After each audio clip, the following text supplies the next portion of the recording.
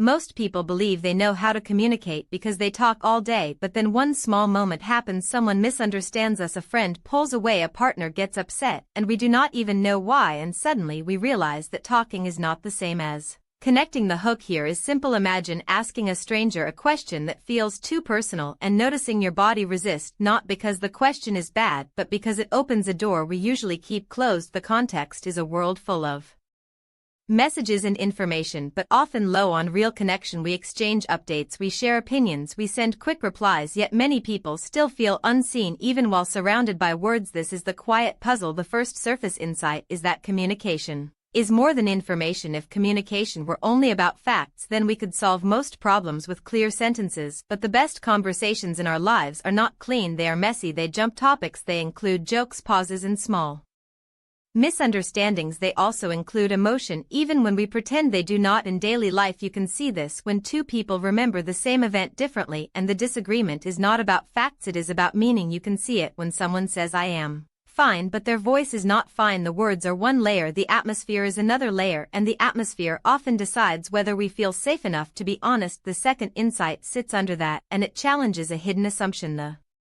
assumption is that good communicators always know the right thing to say. Many people treat conversation like a performance. They want to sound smart, calm, or funny. They want to avoid awkwardness, but connection does not come from perfect lines. It comes from vulnerability, not the dramatic kind, but the everyday kind, the kind that says here is something real about me, and you may judge it. That moment creates a small risk, and that risk is the bridge when the other person does not punish you for that risk and shares something real back. A loop forms. It is not a trick, it is a shared signal that says I will not attack you for being human. In daily life this happens when a coworker admits they are nervous before a presentation and someone else says me too, or when a friend says I have been lonely lately and the other does not rush to fix it but simply stays there. The hidden assumption breaks because we see that the goal is not to look flawless, the goal is to create safety. The third insight is about structure. Inside conversations most disagreements do not fail because people have no feelings, they fail because people are having different kinds of conversations at the same time. One person wants a plan, another wants empathy, another wants respect for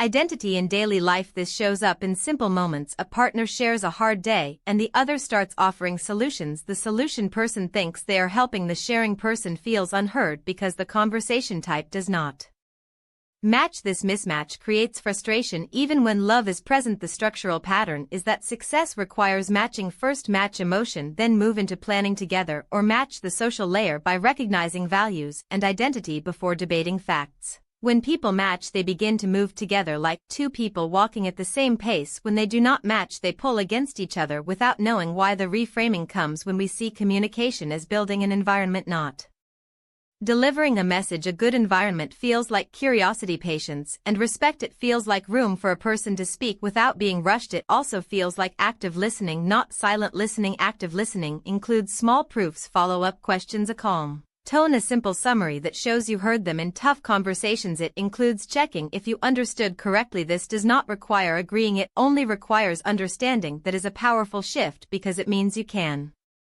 stay connected even with difference. Applying this to daily life starts with questions because questions invite rather than push. The simplest move is to ask one deeper question than you normally would, not a dramatic question, but one that opens meaning. Instead of what do you ask what made you choose it. Instead of did you like your trip, you ask what surprised you. The question does not force a confession, it offers a door they can step through or not. When they do step through you can practice the next move. You reflect back what you heard in your own words and you ask, did I get that right? This seems small but it changes the whole feeling of a conversation because it removes the fear that they are speaking into a void. The optional deepening is about practice and habit. Many people assume they are either good at talking or not, but communication is learned like driving or cooking. At first it feels awkward, you forget steps, you overthink, but repetition turns skills into habits. The more you practice deep questions and listening proofs, the more natural it feels and something else happens. You begin to notice patterns. You notice when a friend is seeking comfort, not advice. You notice when a coworker is really asking for respect, not a spreadsheet. You become less reactive because you can name what kind of conversation is happening. This is especially important online where tone is missing and sarcasm gets misread. The environment has to be built more carefully with extra politeness and clearer intent. When we do this we become a calming force in groups. We help others feel safe enough to speak. We echo ideas clearly. We connect people who were talking past each other. This influence often looks invisible, but it shapes outcomes because groups move toward the person who helps them feel understood, and that is not manipulation, it is service. As we sit with all this, the original experiment begins to look different. The question about crying is not about tears, it is about the moment we allow someone to see us. It is about choosing connection over comfort in small ways. It is about remembering that the goal is not to win a conversation but to leave it with more understanding than before. So the quiet question to carry into your next interaction is, what one small risk of honesty could you offer today that invites connection without demanding it?